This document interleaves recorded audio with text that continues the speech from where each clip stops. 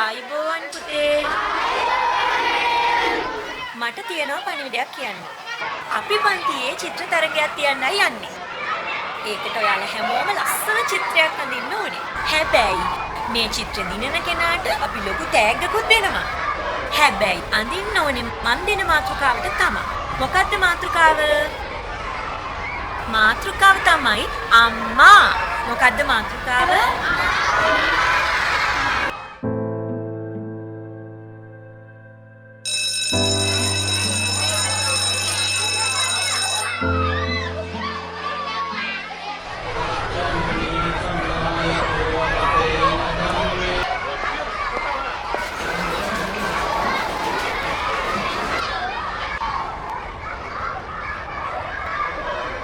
ආයිබෝවන් පුතේ.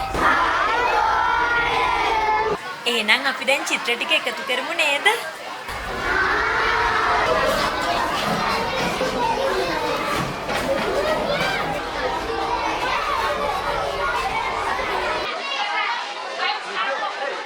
හරි. එහෙනම් අපි දැන් ලස්සනම චිත්‍ර තෝරමු. ඉස්සෙල්ලාම අපි හැමෝටම බලන්නත් එක්ක චිත්‍ර ටික බෝඩ් එකට දාමුකෝ.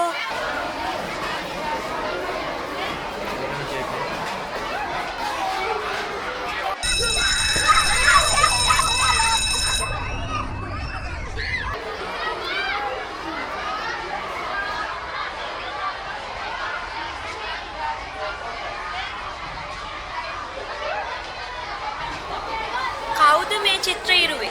කවුද මේ වැඩේ කරේ? කවුද ඉන්ටර්වල් එකේ පන්තියේ හිටියේ? ඇත්ත කිව්වොත් ගහන්නේ නැහැ. මගේ චිත්‍රෙත් ඉරලා. ගගන තමයි පන්තියේ හිටියේ. ඔව් ගගන හිටියා. ඔව් මාත් එක්ක. ඔව්.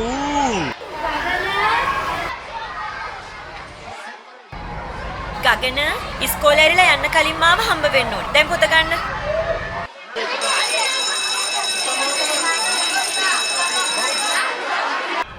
මන් දන්නවා පන්ති චිත්‍ර ටික ඉරුවේ ඔයා කියලා.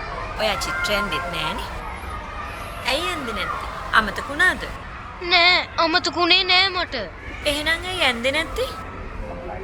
මගේ අම්මා නෑනේ.